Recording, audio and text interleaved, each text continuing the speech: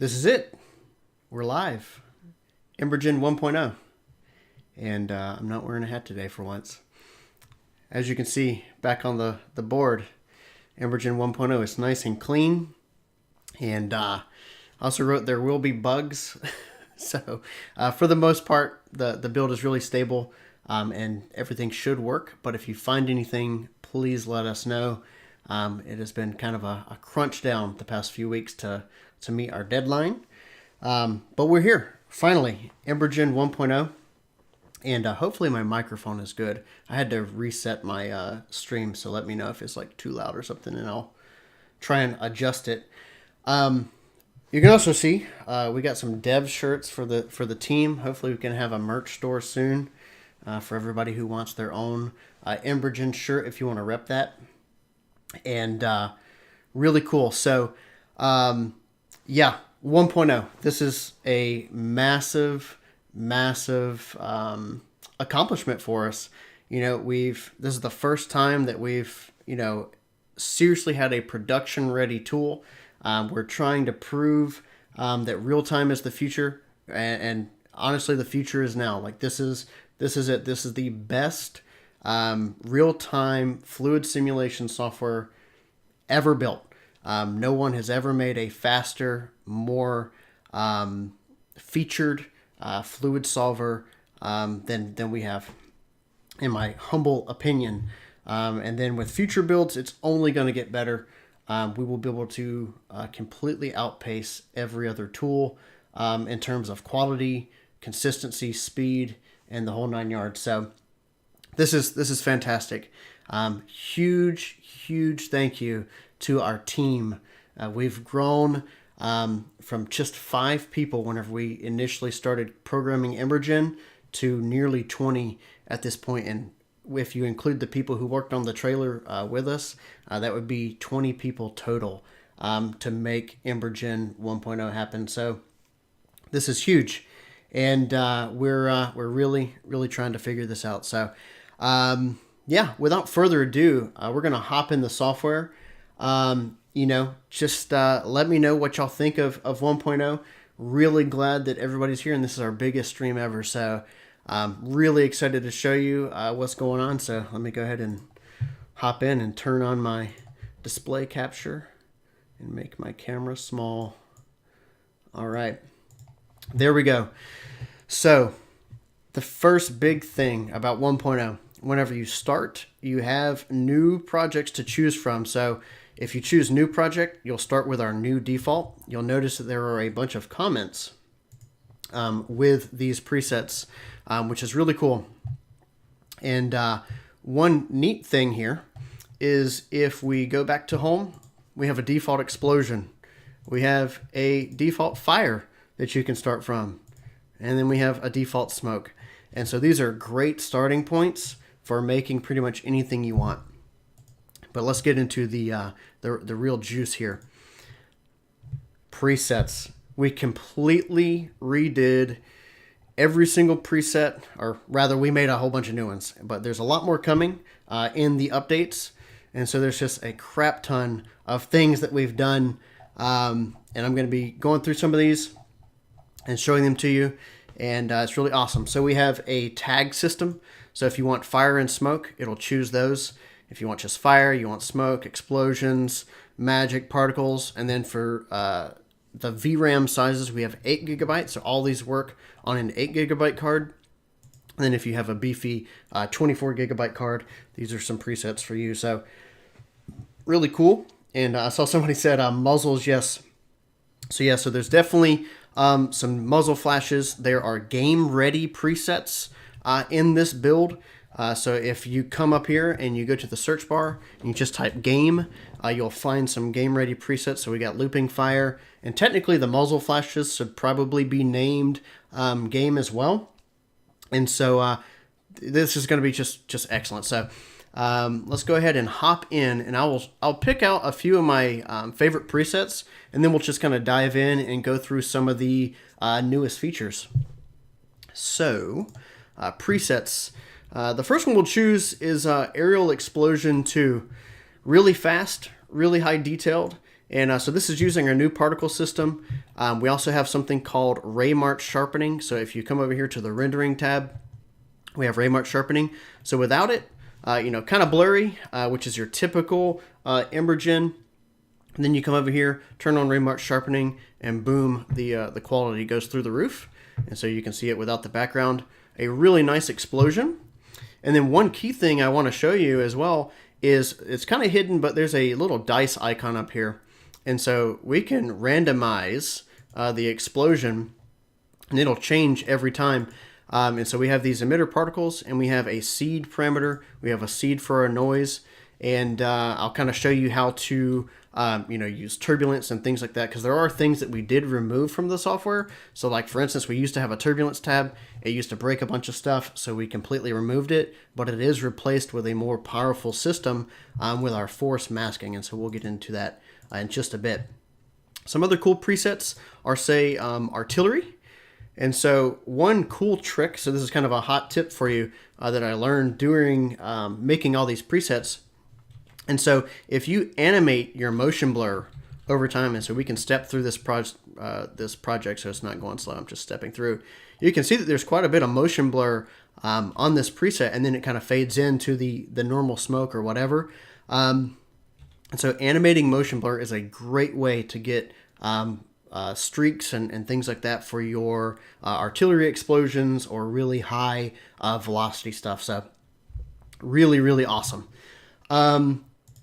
Then we have some pretty big muzzle flashes. So let's choose Battleship 2. And you'll notice that we've kind of brought back meshes as well for some of these demos. And we're going to have more advanced mesh demos in the future for animated meshes and the whole 9 yards. But here you can see that everything, once again is, commented. Imagine that this is a battleship cannon, because I didn't have a battleship model.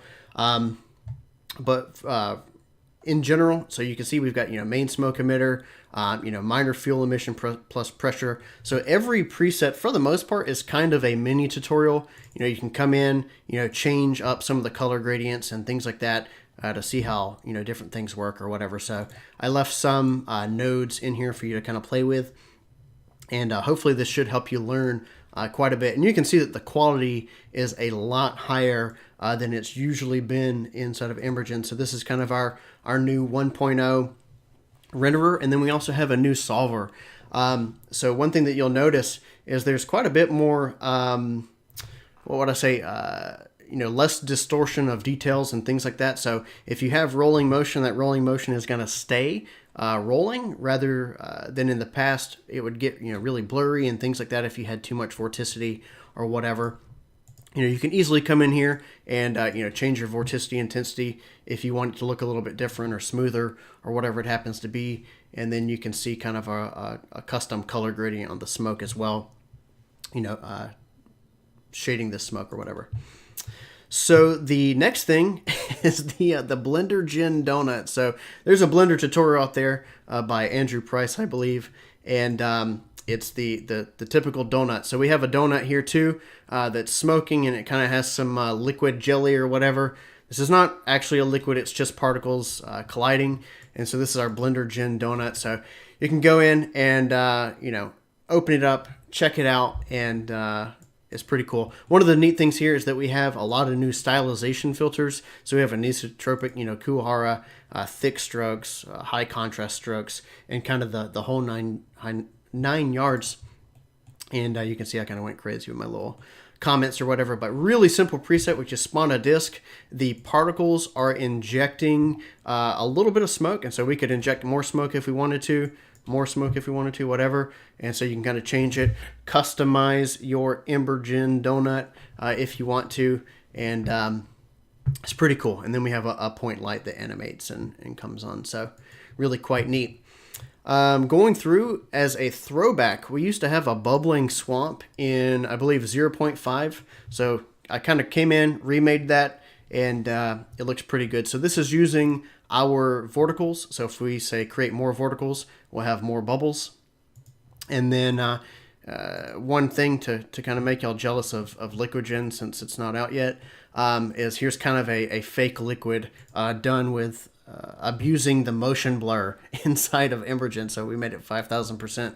And it's the same thing. So if I come here and reset this, you can see that it's just really heavy smoke and the same bubbling type system. So pretty cool, though, to be able to abuse that and make it look like water. So pretty awesome. And so we'll just step through a few more. We've got things like bullet impacts.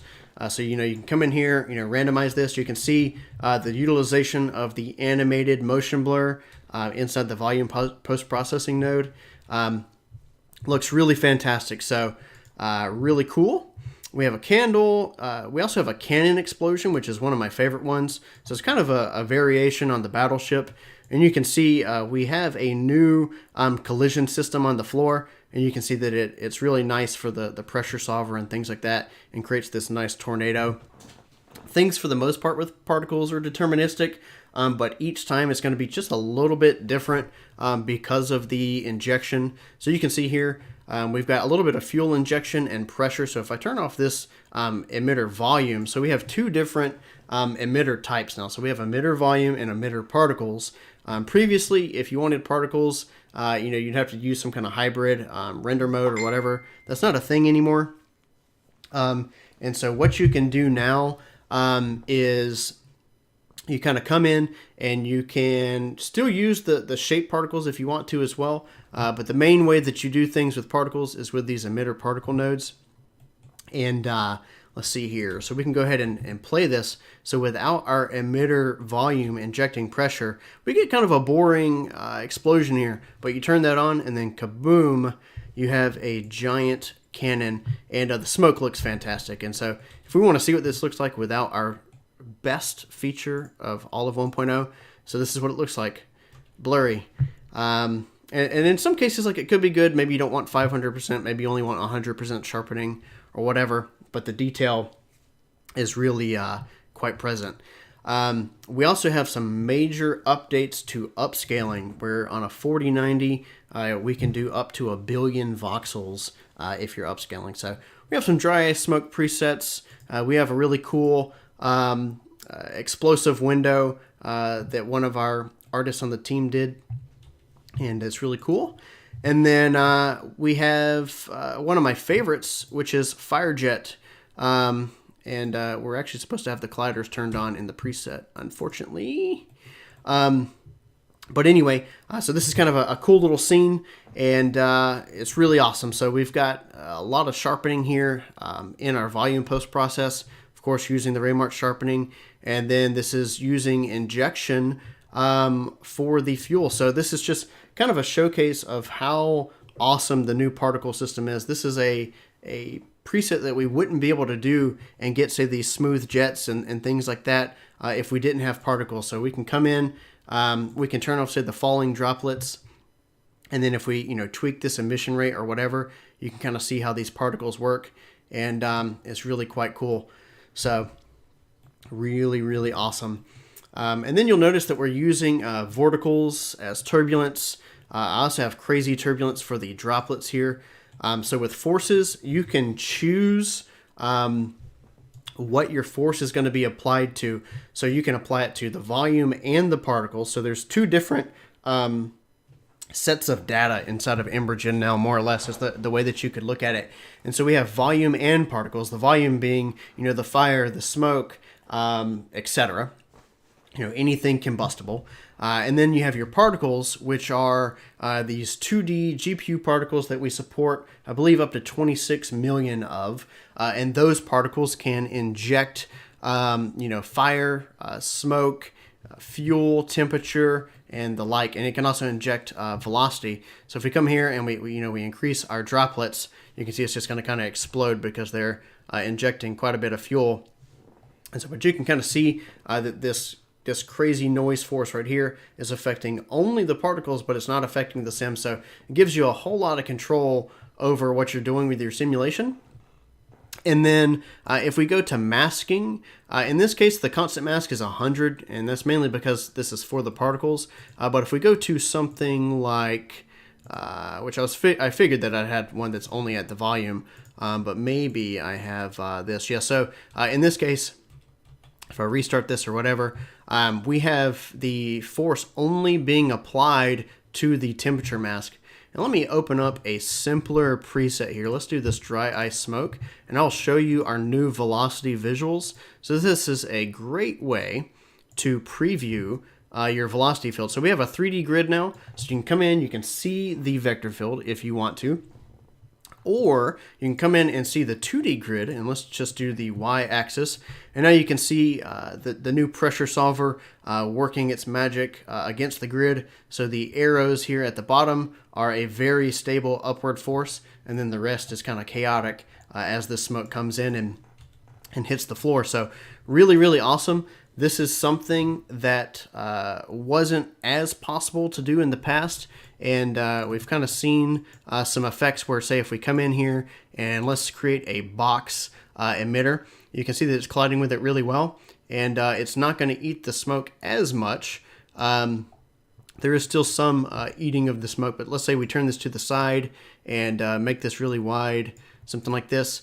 This is something that would probably cause problems in past builds, but you can see us taking it like a champ, and it works really well. So you can come in, add in colliders, all this stuff.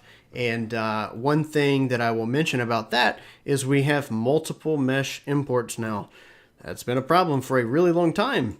But we can actually do multiple meshes. So if you did see the trailer previously right before the stream, you'll know that you can import multiple meshes now. We had a bunch of little characters running around in a circle that were on fire.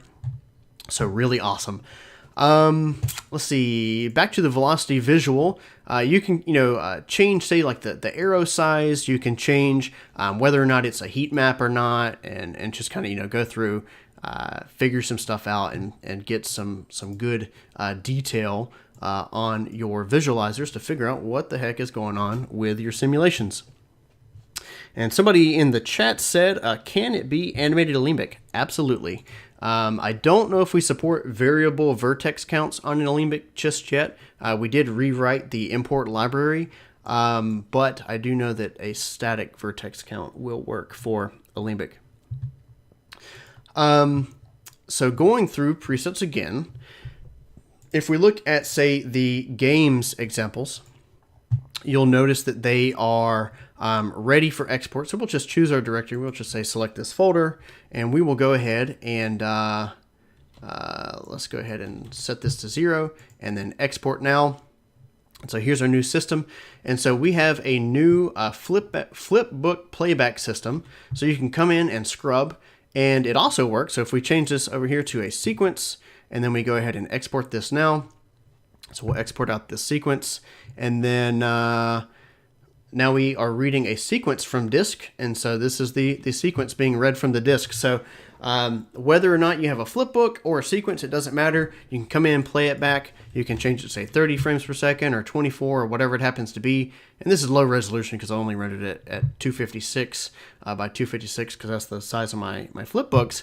But you can come in, change it. You can view specific channels. In this case, I didn't have an alpha channel, but you can view, RGB. If we come in and let's say we want to view our motion vectors, we want to view, maybe a depth map, and let's say that we do want to pack our alpha in, we have a little icon here. And so this is the old node graph, but packed into the render node now for ease and convenience. So we can choose RGBA on render all, plug this alpha over, double click that to get rid of the line, and we'll drag that up to make it pretty. And so a very organized system for this. And then let's say we're going to do some motion vectors and some depth. But let's say that we want to go to our render tab here and we want to preview our motion vector or any channel. So we can go here, and now you have certain commands to say, change the blur radius or change the blur amount. Or if you're, using, say, 6-point lighting and you want to make sure that it's a black background and you want to do some density boosting and you want to do, per direction parameters, which that appears it doesn't work. So we'll have to fix that. Somebody log it in GitHub. So, but anyway, so pretty cool that you can come in here, change a lot of different parameters. So we used to have them kind of hidden out here in the render settings and whatnot. That's not the case anymore. And so basically we've got this, it's really nice. And we can go ahead and click, let's change this back to flipbook for ease of use. You'll see that we also have, what would you call these, like variables for your project, and then you can see the name, so game explosion 1, render all, then it would also do, underscore alpha, or, well, it wouldn't do alpha because it's not plugged in, underscore motion vector, underscore depth, and then it would export all those. So that'd be cool. So we can go ahead and click export now, overwrite, and so it's going to generate those flipbooks for us, and then we can come here and preview each of the ones that it just created. So there's our depth channel. We've got, and then if you want to see it in white, you can preview just the red channel, and you can see that that's there. And then we can see our motion vector. We can turn it back on to RGBA. We can play that back, and then we can also see our flipbook with alpha. So a quick note on alpha. By default, EmberGen is exporting pre-multiplied alpha. The way to get the best results out of this is to use EXR. So you use EXR and pre-multiplied alpha. That is going to give you the best alpha. And then we had a lot of complaints. Where's my fire alpha? Where's my fire alpha? Oh my gosh, in real life, fire doesn't have alpha. However, we have come up with and before Nick messes up the alpha discourse, I'm trying to learn from Morton here. And so in general, straight alpha will give you, along with an alpha channel, it will give you I don't want to say proper alpha because there is no proper alpha for it, but more or less what you used to get. You can also use a flames mask for that. And then you can export that as a PNG or whatever. But the right way to composite stuff is with pre-multiplied alpha. We need to change everybody over in the industry. This is the right way. But we do have straight alpha. So if you do want to use straight alpha, you can come over here, use straight alpha. And there's a few more nuances to it. It's kind of going to be a weird thing. So like for instance, if I come here and I export now on straight alpha, you'll see what I'm talking about. So if we go to our just our R channel, you'll see all this weird like pixel expansion, right? And I think we call it pixel flooding or something along those lines. And so without the alpha channel, it looks completely weird, but with alpha, it looks proper. So, don't be really scared if you see, some really weird, bizarre textures and stuff like that if you didn't plug in your alpha. So just as an example, I'm going to disconnect my alpha here. I'll just do RGB, and then let me delete these other channels. And then we'll just export now, and you'll see what I'm talking about. So this is not a bug. This is intended. So you'll see this. It's not a bug. It's just if you want it to work properly, you would need to export it with the alpha channel, in your EXR or your PNG or whatever. For instance, if you have a Flames channel and you want it to export properly for, say, a game engine, you'd use pre-multiplied alpha. It'll blend properly on the background. So if I come here and let's say pre-multiplied alpha again, and then we go to, let's say, we'll just do emissive and scattering, I believe. And this should export properly. Yeah, so no funky issues with pre-multiplied alpha if you want to use additive blending and stuff like that. So, yeah. And then if you exported the alpha channel with this, the fire should mostly look like it does in the viewport if it were straight alpha or whatever. So, let us know. Yeah, let us know. Let us know. Go in our Discord, test the shit out of some exports, see if anything's broken. But if you see those weird dilation things in straight alpha, it's not broken. That is just the correct way to do it, more or less. So I don't want to give Morton a heart attack here.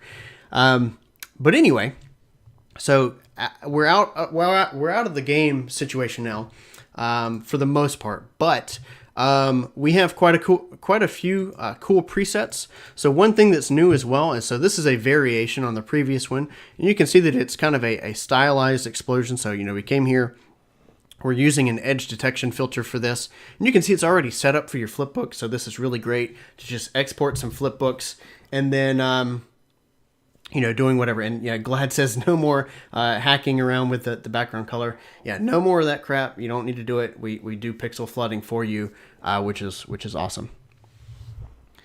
Oh, yeah. Well, either way, not perfectly tuned. This is why I wrote on the board bugs. You can see Morton in the background probably having a heart attack in real life. Sorry, Morton. But regardless, there will be bugs. But let us know, and we'll patch them in, and we'll be doing some hot fixes over the next couple weeks. So pretty cool.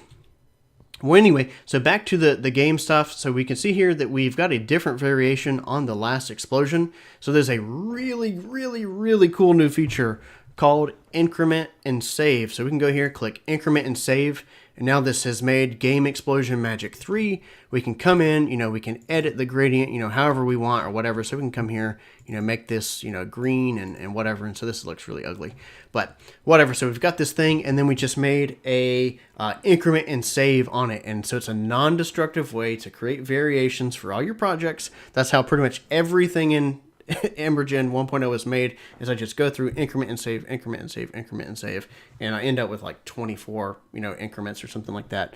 And so does it increment, save, export paths as well? I don't think so. It would just go to the same folder, but it would export as, say, Game Explosion Magic 3 _ render all or whatever, depending on what variables you're using bin. So really cool. Going through to just a couple more game presets, we have provided some looping fires. So you can come in here. We've got perfect loops for fire. So we have quite a couple. So one that's nice for a torch fire. It's kind of got some motion blur. We've got one that's like a nice like bonfire type thing. And then in general, we have some really cool new ground fire presets. So if you just want to come in and set shit on fire, this is the way to go. So we can come in here, we can do, say, a box or whatever, and you can see that no matter what we do, the fire looks good. And so you can come in here, we can say 100 or whatever. And I actually also saw my sister in the chat too. Nice to see some family in here supporting me. And so, yeah, so we've got some cool sizes that we can mess around with. And then you can see, even if we move this around, still looks great for the most part. So these are some fairly well-tuned presets as long as they're using particles and the like. This is going to be really cool. But my more favorite ground fire is ground fire number 2, because it's a lot more chaotic. So the way that we get a lot more of this chaos is in the emitter particles. We have injection. You can see we have all these fancy, super nice curves for injection, and oh, it's just great. And this is basically a curve over the life of the particle. And so we've got this, so we've got velocity. So if we turn this to 0, you'll see a preset that's pretty much just the same as the last one. But then we come over here and increase our velocity, and things are going to get chaotic and crazy and whatever, and the fire is just going to do whatever. So really awesome. And you'll also see that we have some cool new visualizers. We have a new bounding box. We also have a new ground texture. The old ground texture used to look like shit. And so this is the old checkerboard texture. And so really, really cool to have replaced that. And so now the default is our grid. It actually is measured in meters and whatnot. So really cool. So really, really powerful fire. And of course, what would we be without Raymark sharpening? And in this case, actually, Raymark sharpening doesn't do a whole lot for it. Maybe we have some dilate. Yeah, so the dilation, so without it, we have kind of softer fire. And then you can come in here, do some dilation, and that's going to give you a lot of detail. So really, really cool tech there going on. One example, and this is one of the very few examples, unfortunately, for now, with light injection from particles. So this is something that you should use in almost everything you do, in my opinion, but there's more stuff to be explored. So in this case, if we go to our emitter and we turn off the light scattering, and then we turn off my point light here as well, you can see we just have these particles, and there's 2 ways to stop rendering particles as well. So if you don't want to render your particles, you can either uncheck the box in the rendering tab, or you can disconnect the pin from the volume, and that'll do it.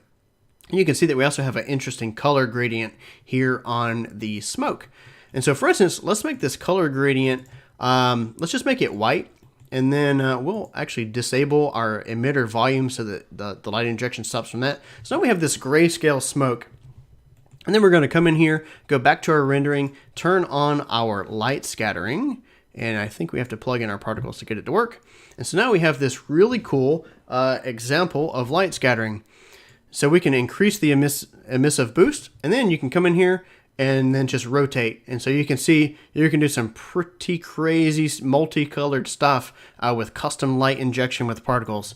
So really, really powerful. You can see how much extra scattering this could give you for explosions and, you know, fire columns and just all kinds of crazy stuff.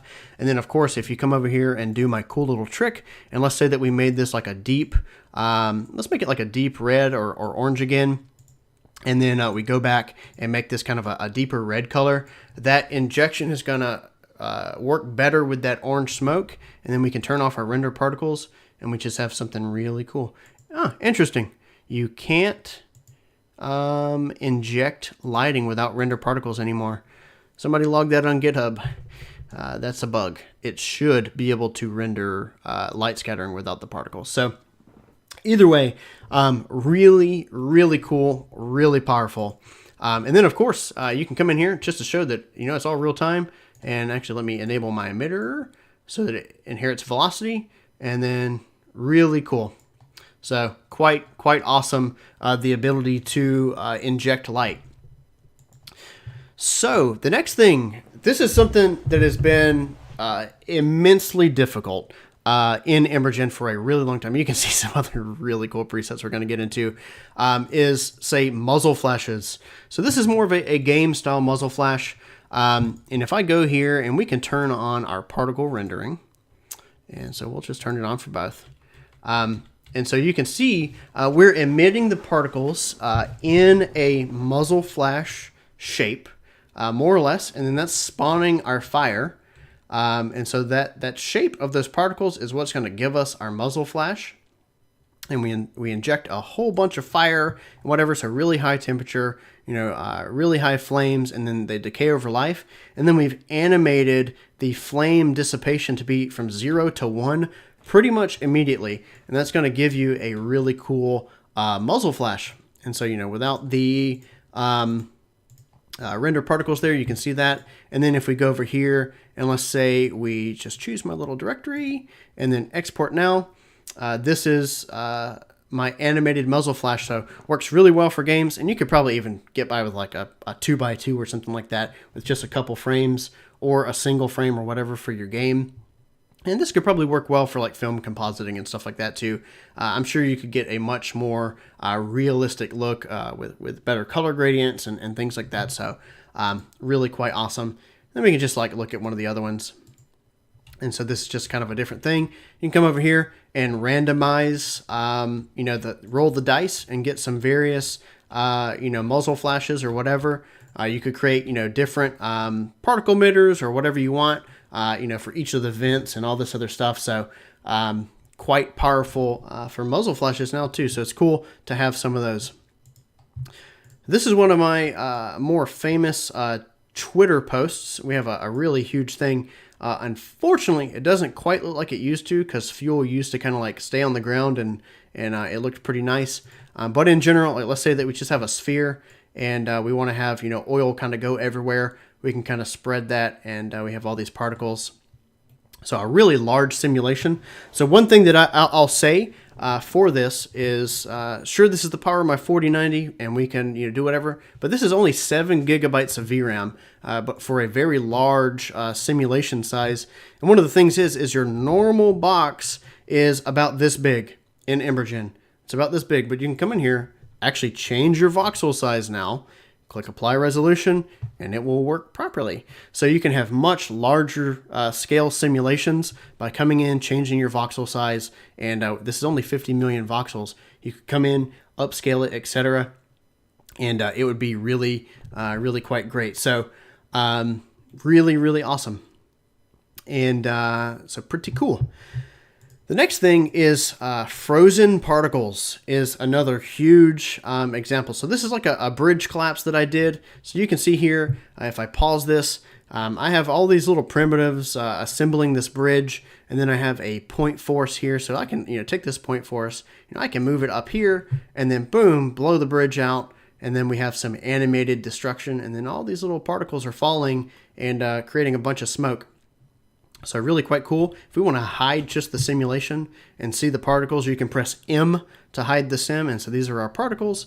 And so they don't act exactly like grains, so they're not going to collide with each other. It's a very kind of crude approximation or whatever. But if you have a cool animated mesh and then you're spawning the particles from that mesh's initial position, it'd be awesome. I saw somebody say, is this Linux compatible? Yes, we have Linux. Go test it. Let us know if it works. So really cool.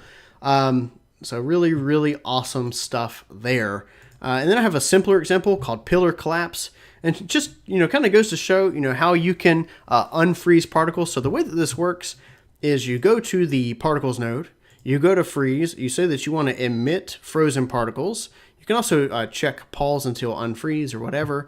And then you can say unfreeze on collisions if you want to. So if I came in here, added a collider, and let's make this a bit bigger or whatever. And, let's say that we did something like this just initially, that's immediately going to make that pillar fall down or whatever. And of course, you can move it in and do whatever. And so that's quite a bit of physics. So we'll turn this down to 10%, and then we'll try again. And so, so we just got this. You can kind of play around with it. Really, really addicting to just show that this is all real time, uncached. So if you're completely new to EmberGen, by the way, it's all real time, and you don't have to wait for sims or renders or anything. And then if you wanted to export particles, by the way, you come off of the pin here, export particles, and now you can export Alembic. So you can export your particles to Alembic if you want to, and then if you want to export a VDB, you can do it from the VDB pin here, which is awesome. So really cool. And there's some smoking rubble on the top of our sphere. So one other example is rendering smoke, say just as particles. So this is just the only example I have right now inside the software is we just have two different particle emitters kind of colliding with each other. And then, we have them just rising or whatever. And if we wanted to, we can change, say, the gradient of one of them to orange. So you can see, kind of how they interact and collide. And it's really, quite cool to just, play with, kind of dissect. And so this right here is using the lit particle mode. You can also do, say, emissive. And for some reason, emissive isn't working. Oh, maybe I need to do additive. And I need to turn up my boost. There we go. That's why the emissive was at 1%. And so there you go. So now you've got both emissive particles that are injecting light, and then you have the smoky particles and whatever. So really cool. And so we've got a wall collapse. I won't talk much about it. It's kind of the same as the other stuff. Just some nice animated unfreezing of particles. And then we've got our point force and whatever. And then we've got a cool mask. So by the way, you can mask noise now. So if I go here, enable gizmo, and I believe we change this arrow scaling. Hopefully, it's supposed to show me. Huh. I guess it's not showing the mask for some reason. But it's supposed to just show arrows where the thing is. So for some reason that's not, maybe we go over here. And also my grid. Oh, I was moving something else. What was I moving? Oh, my force noise. Let's see, X-plane. Huh. Yep, it is supposed to work, but it does not. So let's figure that out. This is the particle wall collapse, and the arrows aren't working for it, unfortunately. But anyway, so you can mask forces. So we have a big cylinder here. We have a shape noise. We're blending it and plugging that into the mask. And one thing I'll do is I'll just maybe go to a new project and then kind of show you how this works real quick. So if you, let's say that we have this turbulence, and let's just make it, kind of crazy. So we'll do, say, 100 or whatever. And the masking here is mainly on our smoke. But let's say that we don't want it at the start and we only want it to apply somewhere else. So we can take our mask, and then you can see that just where the sphere is, which we also want a visualizer eventually. And maybe if we do this, it'll enable. Yeah, so there we go. So now we kind of see where that is, but honestly, it's supposed to only be, there we go. So just in the sphere. So there's our sphere right there, and we can kind of see that. So there's the force masking. You can see as it gets there, that's when it's applied to the simulation. So really, really cool. And then you can change like your aero density or color or whatever you want, and quite awesome. So this is kind of how you get, localized turbulence, and by using your masking, you can apply certain forces, only to the smoke or the temperature or the velocity channel, or apply it to everything and all this other stuff. So really quite awesome. Getting into one of my favorite presets is the portal disintegration. And so this is using our particles, and then I just have some keyframes for the different forces and whatnot. And then this portal's gonna have an animated force. It's gonna kind of loop in and then get sucked in, and really, really awesome. We can full screen this if we want to. So really high detail simulation here. Hopefully YouTube isn't killing this. And so we imported a mesh. We're making the mesh be frozen particles, and then we're unfreezing them and dissolving them or whatever. So really awesome. So you can come in here and just kind of look at this, and it looks so sick. So really, really cool. And you see here it's going to kind of decay, and then we've got our bounds. And then if we bring this back, you can kind of see, one of my point forces here. And I've got like my force line, and my force line is actually like this oscillating circle to give me some pretty cool, motion and whatnot. So really, really cool. So you can see we've got new visualizers and stuff for forces, for fall offs, and all this other stuff. So, yeah. But hopefully YouTube compression isn't too bad on that preset. Some of the last ones that I have are, say, this rocket launch. And so we've got a neat little rocket launch. And in this case, we actually have a sphere tied to the back of this rocket, and we're using a vertex mask. So we painted the color of the sphere inside of the external software red, and so we're using this vertex coloring. People often ask, how can I use like a certain mask on my mesh for a texture or whatever. So if you put that in your vertex coloring, and then you export everything else on your model as 0 and not have it all be white as a vertex color by default, you can mask out certain shapes as emitters. So really cool example there. And then we also have kind of some rocket nitrogen or whatever. So this is kind of one of my higher detail presets for like wispy smoke and stuff. So kind of interesting to see that. And I'm going to get into upscaling here in a second. We also have some cool stuff. You'll notice that some of the presets kind of have like I guess you would call it like a call to action, like, hey, why don't you experiment with this thing? So for instance, it says changing the radius of this produces interesting results due to how particles start with high initial velocity. So if I change, say, my minor radius, and I keep resimming this, it's going to give me different results. Based on where the particles are, it's going to give me kind of different shock waves. So this is kind of a cool way, just with particles, to kind of experiment and learn to have intuition about how things are going to react based on the different shapes of your objects. And this is a cool demo to just show how much your sim changes based on the size of your object and so on and so forth. So really quite cool. And then you can see, like, I've labeled it as like wind and turbulence and whatever. So pretty cool. Then some of my favorite ones as well is the steam presets. So we have some really cool steam, got some cool little droplets and stuff like that. It's all, nicely commented. And then I have one that's puffy, and so I'm using the volume dilation.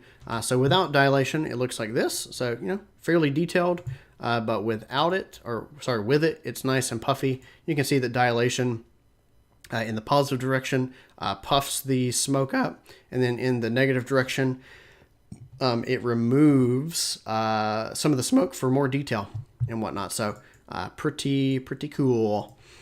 We're getting towards the end here of some of our presets. Another favorite of mine is the steam manhole. And so this is kind of a cool showcase for our new force and then solid ground. So if we turned it off, this is what it looks like. So it's just a nice rising smoke or whatever. But then if we turn on solid ground, it's going to kind of keep that smoke over to the side because the pressure field actually has a boundary to work with. So Really, really cool. And you'll notice that some presets, kind of forego, say, a sunlight or whatever in lieu of, say, a light spot or a point light or whatever it happens to be, just so that it's a prettier presentation. But in general, pretty cool. And then we have a couple of tech things. So, it's just seeing, you can have like a stream of particles and they emit smoke and they collide and whatnot. So this is just a nice little tech demo. And so anything that's tech will have the tech thing at the beginning. We also show like shape scattering. So you can come in here, take your emitter volume, go to visuals, like let's say like 5,000 for our emission strength. You can see that there's a shape here and it is emitting light into this volume. You can go to your shading node, change, like your direct light contribution, how much occlusion there is on your scattering. You could also go advanced in your scattering, and you could change, say, your scattering radius to, say, 20 or whatever. And just kind of come in and play with this and just kind of see some of the tech behind EmberGen. I hope that over the next couple weeks, we will. Somebody says I need a drink of water. You're probably right. Just so excited, and I talk fast. So really, really quite cool to kind of come in and change, your scattering occlusion and the radius and things like that, and just see some of the tech behind EmberGen, and not necessarily in a thing that's useful, but just shows off some of the cool features. So we'll have a lot more of that. And then here's like some magic fire using particle grouping. And actually, one cool thing that I'll note is that in the simulation node, we have a particles tab, and then we have grouping. So you can do following particles as well. So we can say follow, and then you can see that we have these little trails. We'll do, say, super sampling, and then let's go over here to life, and let's change this to quite a bit. And so now you can see we've got it kind of exploding, but we have these interesting trails now. And so it looks like we had like a initial burst or something like that. And so, but really cool. And so you can have trails that do whatever. And we could come over here, lower our fuel a bit. Maybe we lower our fire. I don't know why it's bursting like that. And then you can kind of see these neat little trails and stuff. So you can do spheres, you can do trails or whatever if you want bigger emitters. And so you can do all kinds of weird things with EmberGen and trails. And I think one other example that I have actually of some interesting particles is on this Artillery Explosion 2. I have these floaty bits. So if we step through this, you can see like here we've got some fire and there and whatever.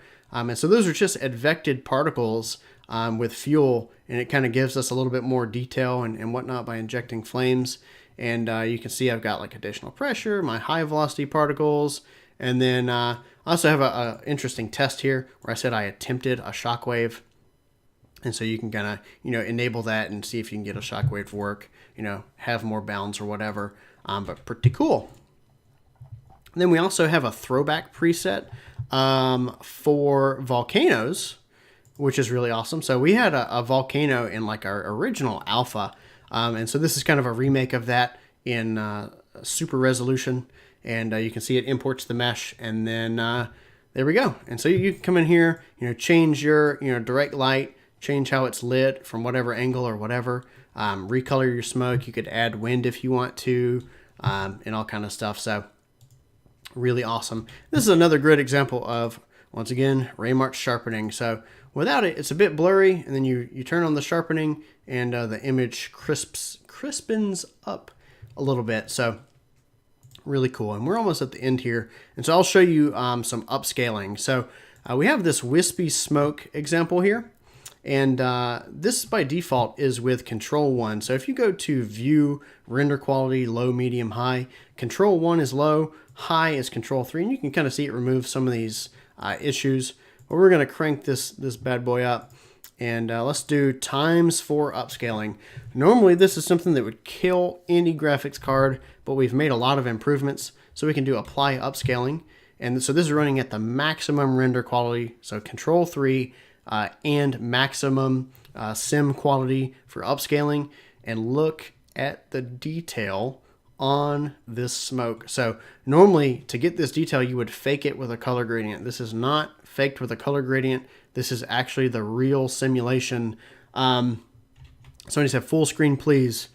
So there you go. Look at that immaculate, crisp detail. And we can come over here to shading. And yeah, I was like, I'm probably already at like over 1,000%. This is one of the few things where going into the thousands for Raymark sharpening really works. And then if we have no dilation, this is what we see. But then with dilate to kind of subtract our smoke, it looks amazing. And so, but the cool thing is that we can come in and apply upscaling to almost any preset that you saw previously, and it'll look amazing. So for instance, let's take this steam manhole.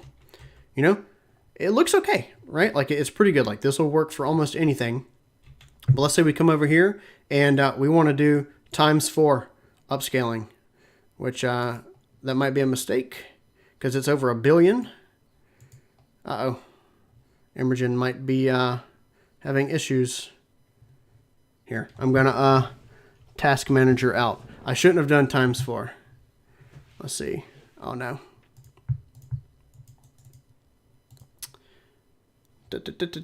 System locking up. System locking up. Great. That was excellent. I went way over my VRAM. We'll try again. F. Type F in chat if you're sad. Yeah, so let's see. We'll go back to our manhole. We'll try ×3. I went a little bit too. I was too excited. Where's my manhole at? There it is. Okay. I'm gonna look at the number before I press apply. Okay, we can handle this. It's 573. All right, there we go. Much more usable. And so we'll full screen it. And now you can kind of see the detail here in the manhole smoke. So it looks pretty cool. It's much higher resolution than the previous one. So a lot more detail. You could probably get away with more vorticity and stuff since this might look a little bit too wispy at this point. And so yeah, that's killing me. And the VRAM cost for this actually is only 12 gigabytes, which is funny because 4X almost killed me. And then without. So the speed is really fast, but really quite neat. So yeah, so cool. Cool. And yeah, so this is on a 4090. You definitely want to do like ×3 upscaling on this, and beware if you see like 1.3 billion voxels. So yeah. And so yeah, that's pretty much it. I have you know, my last little wispy preset. So this is just kind of a thing. And we also have a new thing that I don't know if it works, but we have something called fill motion gaps. Okay, yeah, I think it works a bit. So you can see without it, we kind of have some like sub-stepping whenever it moves fast. But it looks a bit better if you use fill motion gaps. And so it kind of fills in those gaps with like a smooth line that only works if it's a sphere, as far as I know. So really quite cool. And so now slight tutorial time on particles. So I'm just going to go to, let's see, do I want to start from a default? So I think we can go to home. So we have a couple things that we can start from. And maybe, well, actually, I'll just start from like a basic thing here. And we'll bring in, and so I also have like a thing where, you know, it starts with a particle emitter or whatever. And so what we'll do is I'm going to kind of show off the different emission modes because they're kind of important. And so we have, say, regular, and then we have, say, entangled, which creates these nice little lines. One other cool thing is that we have some new shapes too. So say we have a spiral, so you can spawn things in a spiral. So you've got like a height, you know, you've got, you know, pinching, you've got, you know, the number of revolutions. And so this is really great for creating some unique explosions and the like. So if we came here and did, say, some pressure or whatever, it's a cool initial starting shape, especially if you use something like velocity from position. And we could say 100, and let's do like 75. So now we've got like a cool, you know, spiky burst or whatever. And then we can come here, change our voxel size like 0.5. And so now we're starting to get something that's kind of explosive. We can do like 256. And so this is me just kind of editing this preset. There's too much buoyancy, so we'll do, say, 40 or whatever. It's looking pretty cool. And then maybe here we'll do a little bit more fuel, something like that. And then maybe we want more particles as well. And so we'll do just a burst emission. So let's do like 5 million. And then let's do a lot more speed. And so, and then maybe we want some variation in our speed.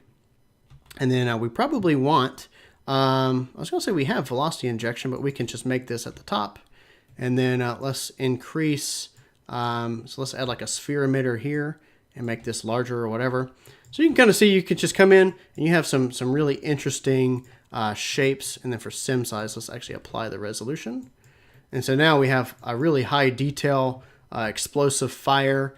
And if we want better smoke, maybe we go to combustion, increase our generated smoke. And then maybe we go to shading. Let's see how my smoke is. And we can also probably add quite a bit more smoke there too. And then make this just a burst as well with emitter activity. And so you can kind of see how we've got, it almost looks like a nuke. And so just a really cool thing. And then if we wanted more detail, we can go to velocity, crank up the vorticity, and then we've got our turbulence here. Maybe we can add it to temperature as well. Maybe decrease the buoyancy again. And it's looking pretty interesting. So then you can do things like we can mask noise on the particles.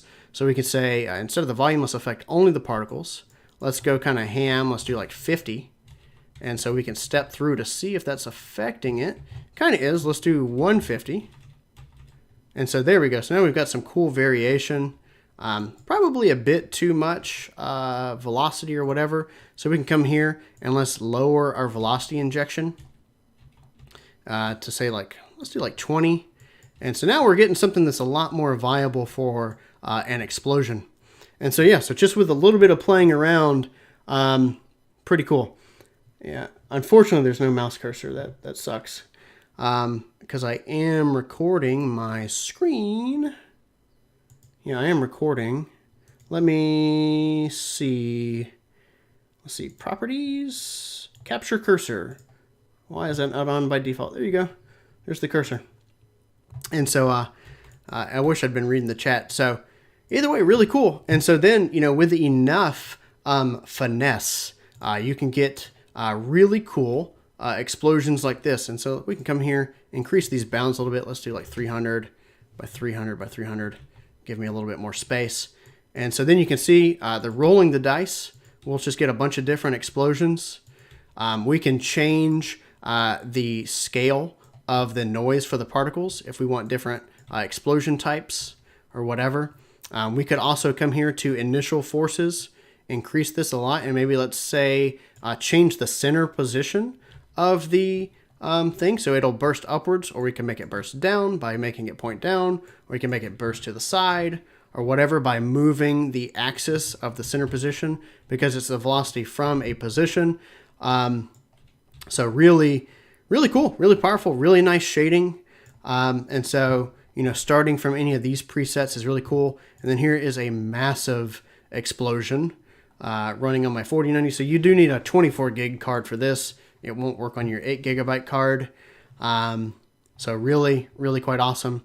We can turn off, say, our skybox or whatever if we want to see it in all its juicy detail. So really cool. So overall, kind of a re-highlight of the features. So we've got animated thumbnails, a new home screen. You can see what's new. You can go watch me being vulnerable. If you haven't seen that, go watch the video. So we've got all of our tutorials.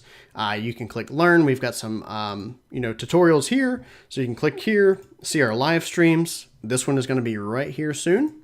And then, so you've got all of our YouTube tutorials. We've got our home screen, etc. So really awesome and organized We also have a new user login.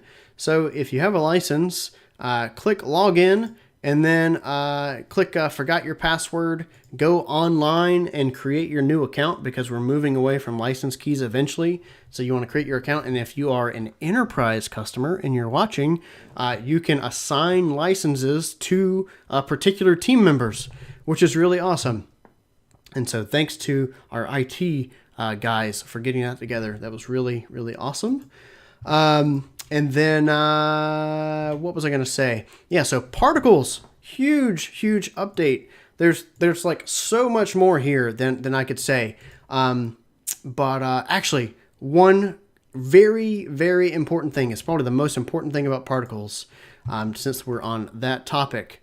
Let's use the canyon explosion as my example. So we have these sparks.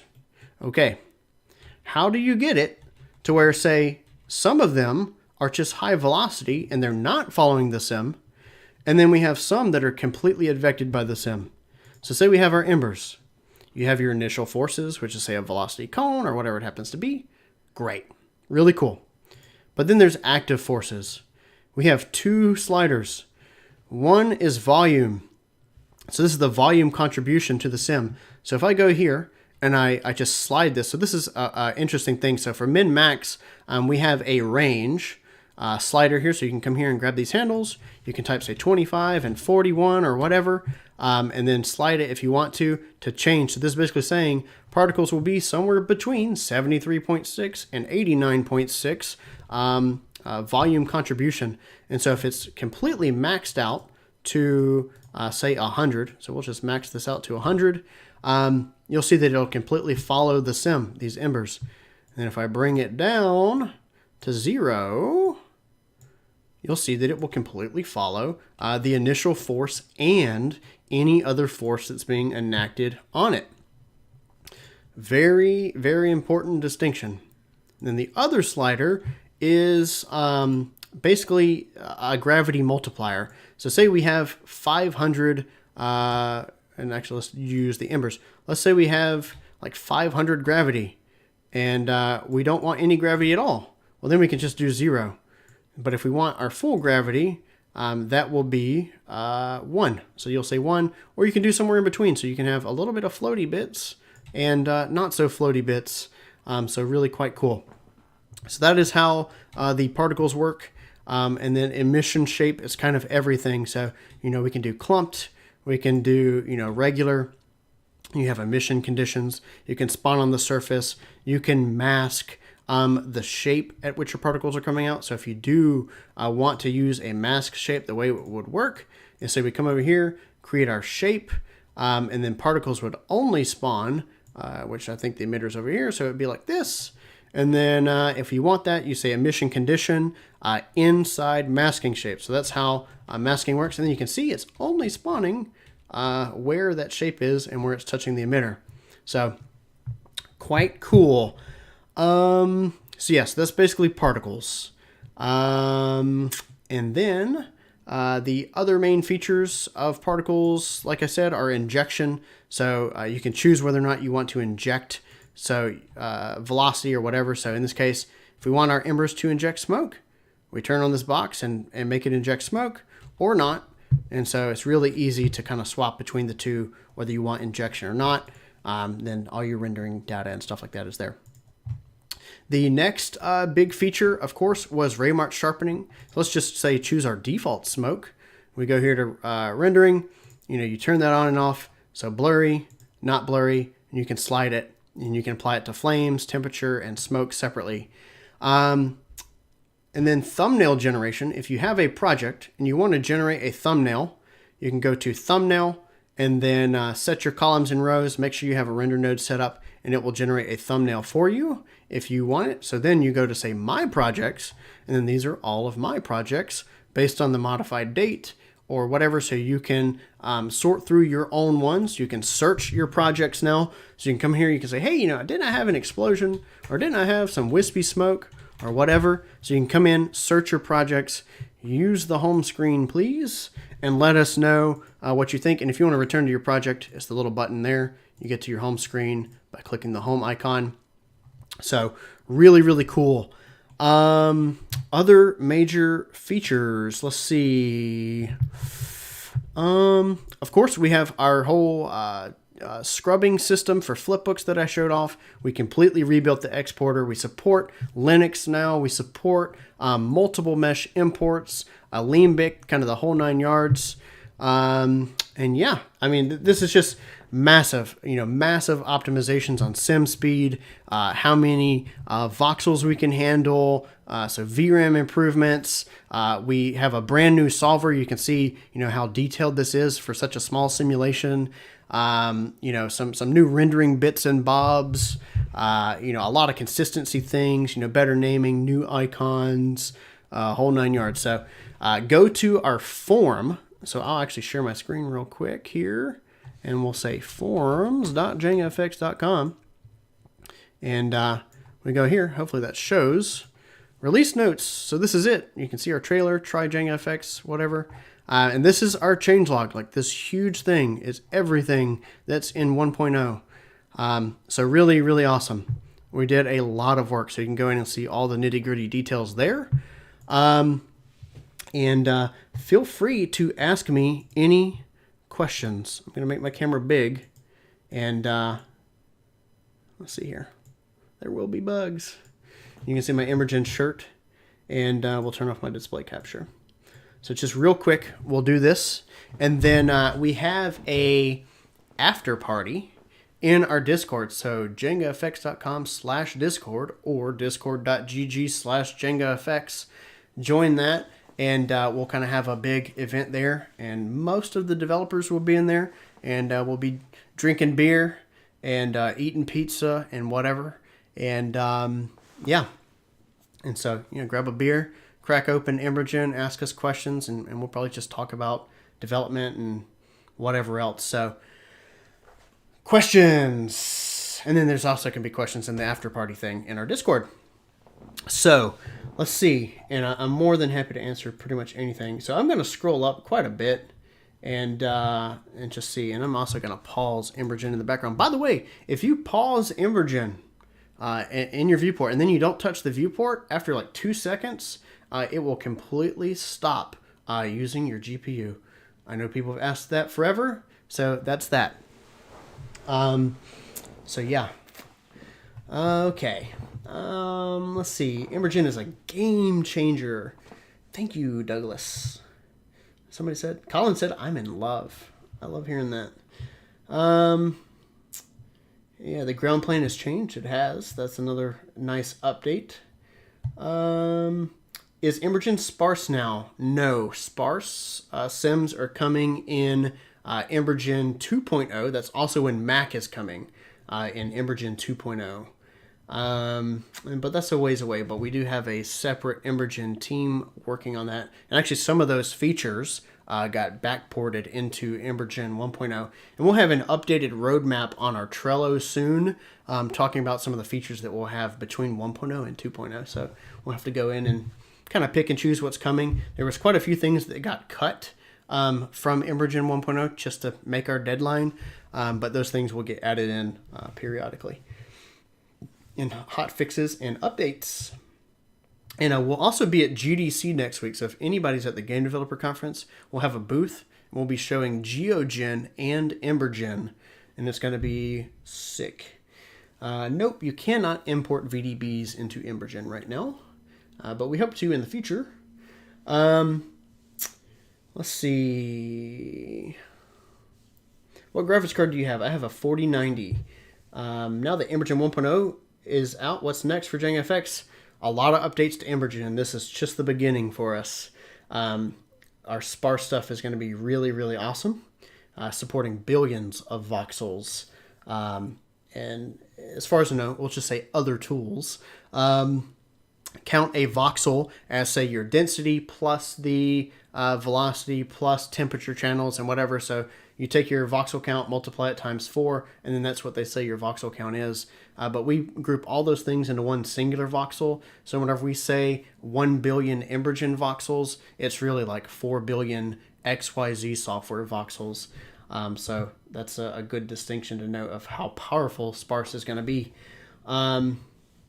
Lots of wows and holy shizzles. A lot of F's in the chat after I crashed. And so I'm just scrolling through just real quick, and we'll see here. Technology has gone far. It has. We've really pushed the envelope on this. Is it possible to use the new particle emitter in looped simulations? The only workaround would be you export, say, 200 frames, and then you do like a crossfade blend in like an image post-processor. Being able to, because particles aren't completely deterministic, it's unlikely that you'll get a perfect loop. At least I don't think so right this second. I haven't tried with the new like determinism fixes, but I don't think that they loop properly. So you'll have to just use normal emitter volumes for loops, unfortunately. You can't export the particles as VDB because there's not anything that supports that, but you can export it as a limbic. Yep, you can export them as a limbic, and you can export like the temperature and all kinds of other channels. Houdini users, what do you think of all this? Is Vasilev's question. What do y'all think? This is pretty powerful. Let's see. Just a lot more stuff. Somebody said, is this showing volume rendering? Yeah, this is volume rendering. Command line support soon. We have plans for command line support, but no ETA. Probably before 2.0 is my goal for that, because I know it's important for studios and like batch rendering and stuff. Can the app make use of multi-GPU? No, just one. Let's see. Anything new in export settings? Almost everything. Go back and watch the stream. We completely rewrote the entire exporter. So multi-layer EXR is supported, and straight alpha fixes, pre-multiplied alpha fixes, a lot of different export fix types, a whole new details panel in the render node for different export passes, holdout improvements and stuff like that.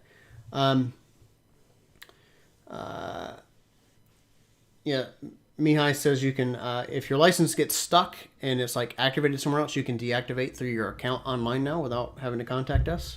So that's great. How would I go about simulating fire on a moving object? For example, a flying fireball. All right, let's do a quick example here. Since we're on stream, reload up my display capture, change my my thing here. We have the Hall of Windows effect. All right, there we go. Excellent. All right, cool. So fire. Let's take our default fire, for example, and we want it to move. Well, there you go. That's it. There's your moving object. You import your moving object, and it's going to work great.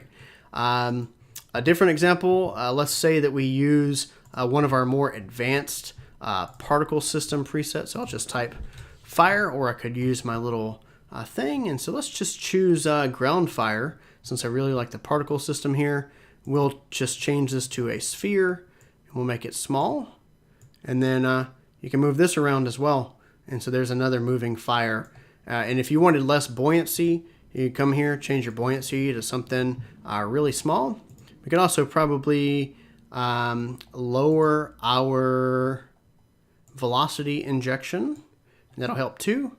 And then you move this around, and now you have fire on a moving object. And the only reason it's got like the breakup is because I have this noise junk. So we can turn that off, do always emit, and then there you go. It's really cool. And also have, looks like some combustion pressure. And so I could go here to injection and turn off my fuel and only inject fire, and then that'll operate a little bit differently. So, yeah, and then you can like change your color gradient to make it work at different values and whatever. And it looks like I have like some, different stuff on like flames over life and whatnot. So pretty cool. So hopefully that answers your question. Very, very simple. You would just replace this with any animated object. So yeah.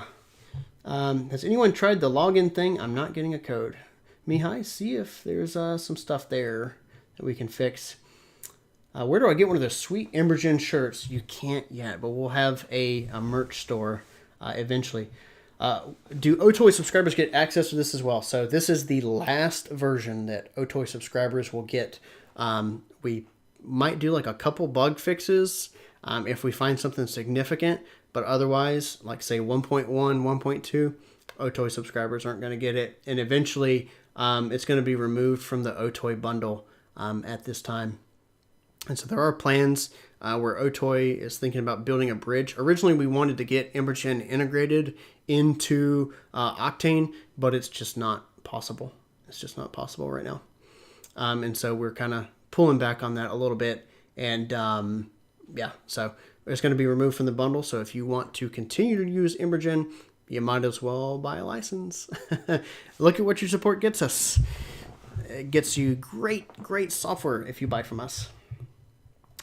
And so anything else? Does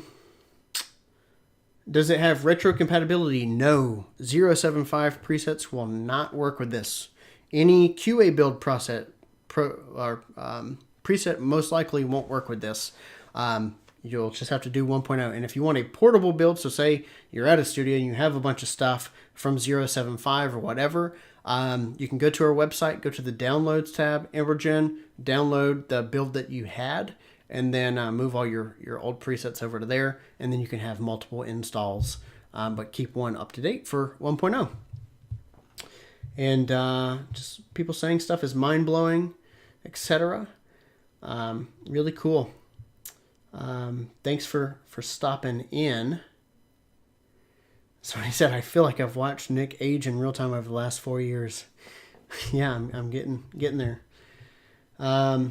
Nick has a car on his desktop, old school Ferrari 355. That is the dream. One day. Will there be Redshift support? Probably not. I mean, we don't really plan on doing too many bridges at this time. We will eventually have bridges, but the only support is just OpenVDB.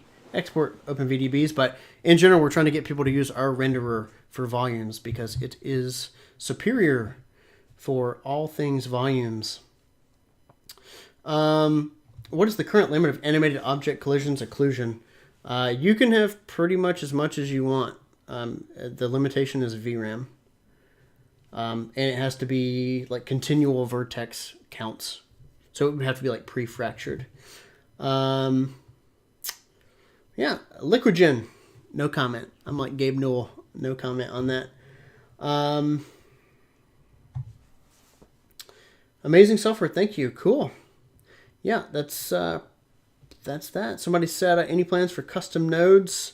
Maybe one day. Any major licensing changes?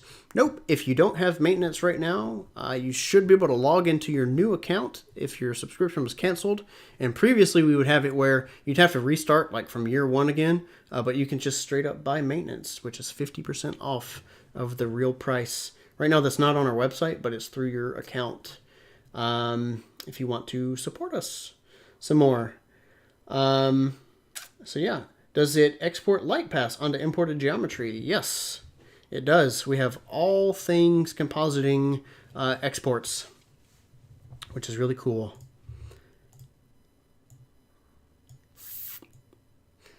Hey guys. And so yeah, really excited for all this. This is our biggest release ever. And I know the stream's not that long, but you know, we were quick and concise. Everything's there in the presets. I hope to probably have 40, 50, 60 more presets in due time. So with each of our patches, we'll release some more stuff. People are saying Unreal Engine 5. We do eventually want to get stuff in Unreal, but I don't have an ET on that. We need to hire more people to be able to do that. So overall, like, what does everybody think? Is this awesome? Is this you know, what you were hoping for EmberGen 1.0? I mean, It really is powerful. Like I can show presets all day, but once you get in and you start creating stuff, you see how fast it is. You see how realistic it is.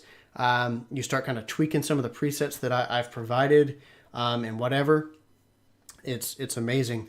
For C-Sly, one of my goals for 1.1 or maybe earlier or whatever, just depends on when it gets in, is one of the next cut features that I want is exporting volume textures. I want to be able to do that for games. Yep.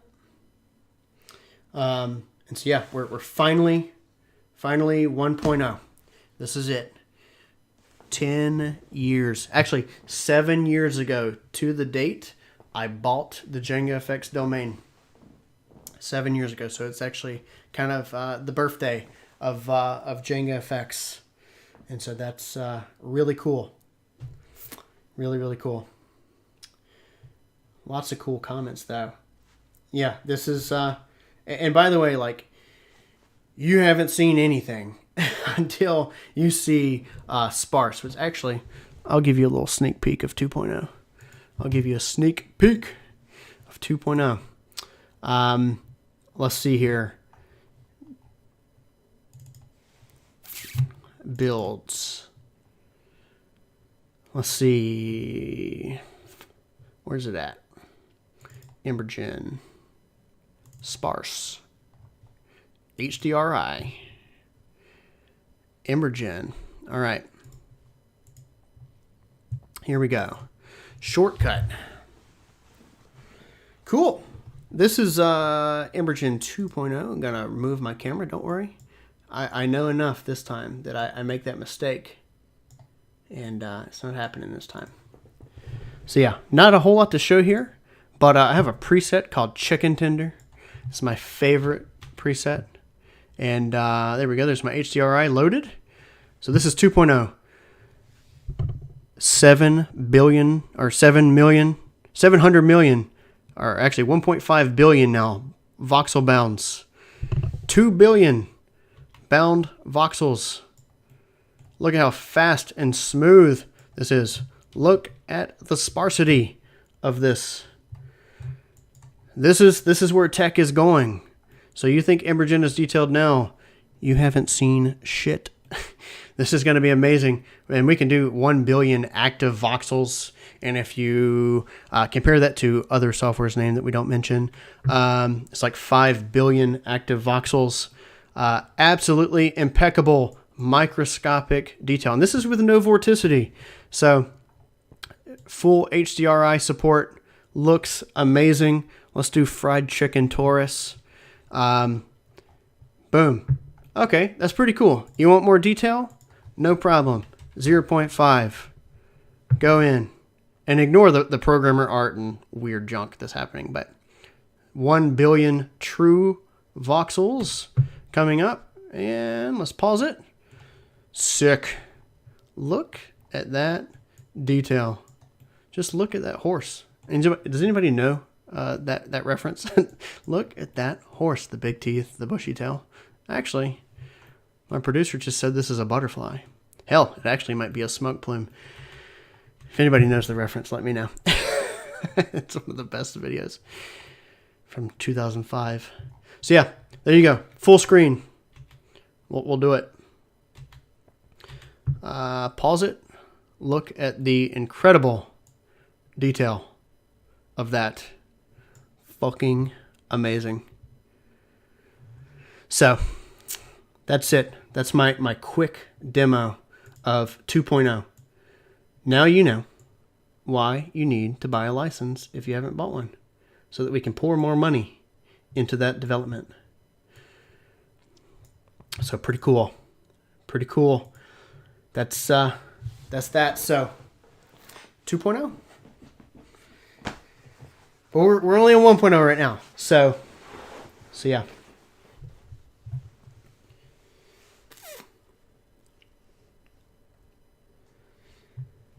So yeah, we're on 1.0 right now, but really cool technology is being worked on in the background.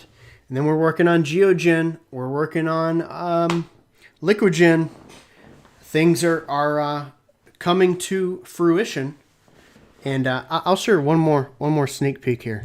One more. And then I'm going to hop off because it's time for our after party in the Discord where the dev team is going to be present. And y'all can ask us more questions. And we're probably just going to drink beer and shoot the shit and talk about whatever. I don't know. It'll just be kind of a open session. So one more thing here that I'll show. EmberGen looks amazing, and I'll just show a screenshot so that you guys can be wowed. Open in browser. All right, here we go. I'm gonna show this real quick. Turn off my video. Turn off display. There we go. Look at that. This is EmberGen. We've got some biome type stuff, water, meshes, path tracing, volumes, you name it. All right, I better turn that off before y'all see too much. So, yeah, more coming. So, yeah, get the suite if you don't have it. more upselling. Yeah, but anyway, so a lot of stuff coming out of Jenga FX. Yes, EmberGen will be at GDC next week. We'll be in San Francisco. Me and 5 others on the team will be there, and it'll be awesome. So yeah, it'll be awesome, and we'll be showing off EmberGen in its full glory, kind of like we showed here on stream, and we'll have a UE5, so Unreal Engine 5 Mars Dust Storm demo. Super massive dust storm, gigantic 16K texture for the dust storm looping, and it's gonna be amazing. So make sure if you're at GDC, stop by our booth. So really cool, really cool for what that'll show for games. Either way, JengaFX.com/Discord. Join our Discord. We're going to hop in the event on Discord, and we're going to try it out. Hopefully it doesn't fuck up. I've never used it before, so we're going to try it. And then there's like a chat and all kind of stuff there. So if y'all have any questions, we can do more Q&A. And Crypto Lego 103 says, will you guys ever get into Fracture Gen and Granular Gen? It is planned. It is planned. But we need more money, and we need more team, and we need more everything. We've already spent millions of dollars on EmberGen, and I want to put millions of dollars into other tools. So we're getting there. We're getting there. We are going to win, and I'm going to prove it to you. So, and last thing, go watch the vulnerability stream by me if you want to see me cry and all that stuff, because it's great and shows my my grit and persistence and whatever. So this is the way we're going to do it. Thank you very much for joining my stream, and I really appreciate it. Thank you for your support. Thank you. And thank you to the dev team. You're like my family. I love you to death, and we've kicked ass, and we've shown it, and this is fucking awesome. And so, yeah, go enjoy 1.0. Enjoy your day, and stop by the Discord. I'll catch you later.